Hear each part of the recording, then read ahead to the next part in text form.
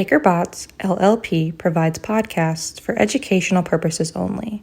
They are not legal advice and are not intended to establish an attorney-client relationship. This communication may constitute attorney advertising.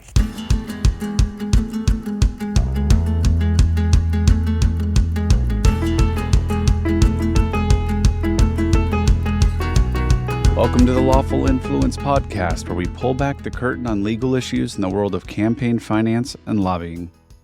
I'm your host, Sterling Marchand, coming to you from Washington, D.C. at that most wonderful time of the year to bring you a most cheerful reminder on ethics. In this episode, entitled It's a Wonderful 25 to Life, we are going to cover the relevant federal rules that might come up during the holidays, including providing gifts to federal officials, inviting them to parties and receptions. The goal is to give you some practical tips to keep you out of trouble and to keep all your days merry and bright. But an initial note of caution, we're only covering federal rules today. We'll go through the rules for Congress and then highlight the differences for the executive branch. But to the extent that you are communicating or wanting to invite state officials, there are definitely going to be different rules that apply. And although the consequences are not quite 25 to life, as I joke in the title, there are significant penalties for violating ethics rules. In extreme cases, punishment for bribery can include fines up to 3 times the amount of the bribe and prison time for up to 15 years. And if you are a registered lobbyist, you are required to regularly certify that you are in compliance with the ethics rules. And if you knowingly lie on that certification, you can be liable for up to $200,000 in civil penalties and face up to 5 years in prison. The point is, there are real stakes here, and it's important to get it right and to take the time to understand what is prohibited.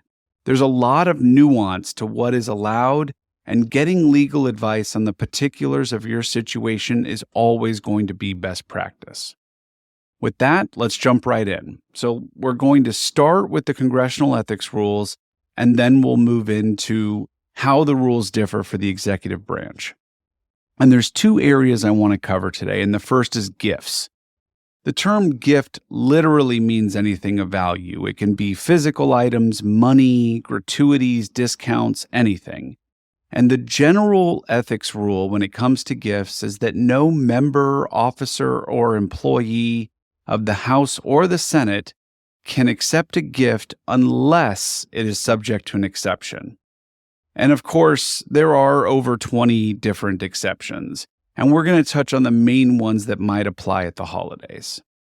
So first, gifts from relatives are permitted regardless of the cost or the price of the gift. That's obviously a very narrow exception and not likely to apply to a lot of folks. The second one is gifts that are based on personal friendship are also permitted, again, regardless of the value of the gift.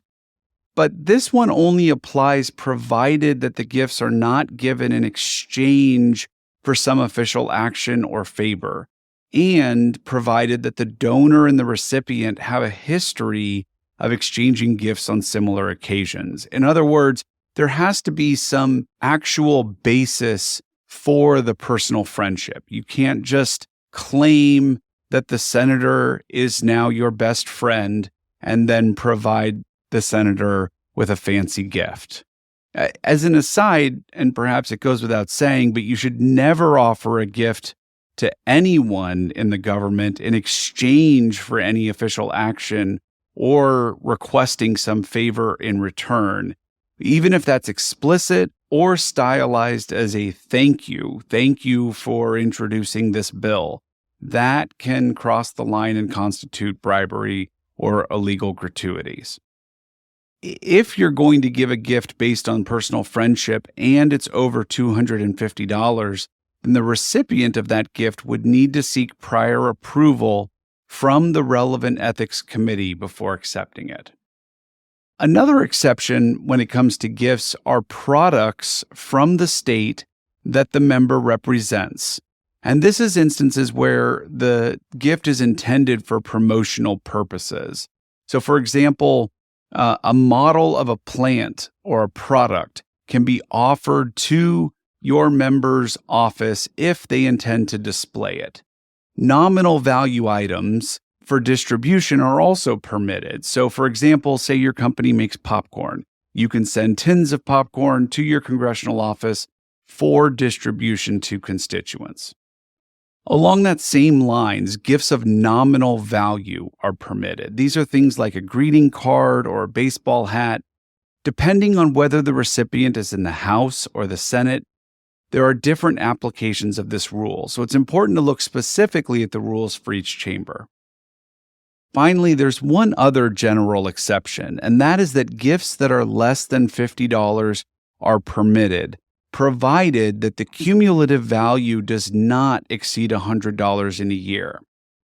Now, there is an exception to the $50 rule, and that is that it does not apply to registered lobbyists, agents of foreign principals, or private entities that employ such individuals.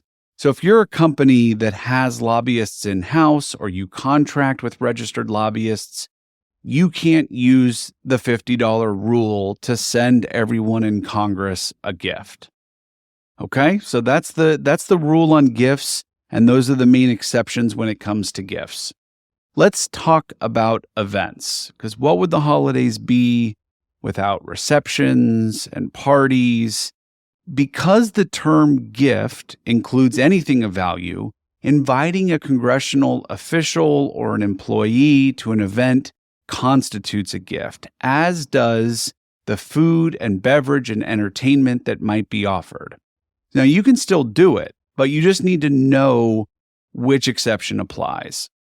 And generally, what it comes down to is who is going to be offering the invitation for attendance and how many people are going to be there. So generally speaking, the reception exception is the most applicable at the holidays. And for this exception, members and staff can accept invitations to events that are non-business in nature and not hosted by a registered lobbyist or a foreign agent. In that case, food or refreshments of nominal value can be provided at the reception, as long as it is not part of a meal. This is the infamous toothpick rule. And so, for example, appetizers, finger foods, things that fit on a toothpick, those are okay. Likewise, coffee, cocktails, soft drinks, those are all okay at a reception. If you start to move out of the area of nominal value, $500 bottles of champagne, then this exception no longer applies. And again, anything that constitutes a meal, even if it seems nominal in value or is not technically a sit-down type event, for example, box lunches, pizza, sandwiches, that is not permitted under the reception exception either.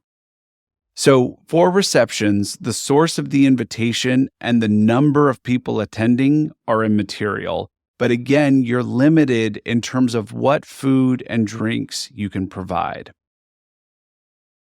If the reception has entertainment, that is generally permitted, as long as it's not a famous band, like Dave Matthews or someone playing. That then crosses the line and becomes a concert and is subject to a different rule.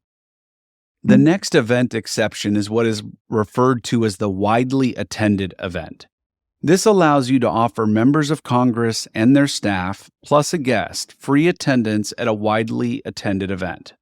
Unlike the reception exception, this may include local transportation, meals, entertainment, and admission to the event itself, as long as the invitation is from the event organizer directly.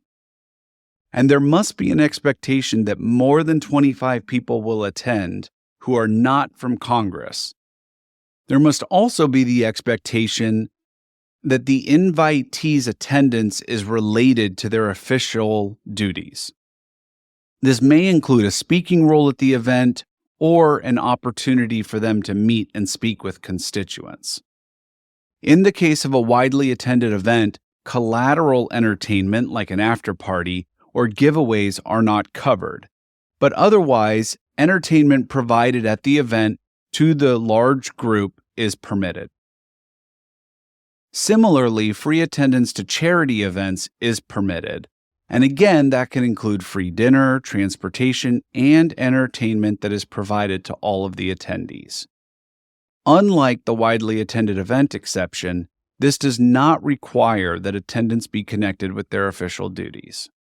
So that covers the universe of events. And I wanted to note that if a member or a staff receives a gift or an invitation to an event that is not acceptable under any of the exceptions or conditions that we've covered, then they have a few options. The first is that they can return the gift to the donor. The next is that they could pay the fair market value of the gift, or they can donate or destroy the gift. And remember that over a certain threshold, around $400, members and staff of Congress have to disclose the gift. So even if the gift is permitted under one of these exceptions, they may still have to report it in a publicly filed report, and so that will become disclosed to the public that you provided a gift, even if it's for a permissible purpose. So it's really important that you understand these rules before offering a gift or extending an invitation, because you may end up putting them in an awkward position of needing to either pay for the gift or return it or disclose it, in which case they will have to ask you for the fair market value of the gift. So that covers the congressional ethics rules, and let's turn now to the executive branch.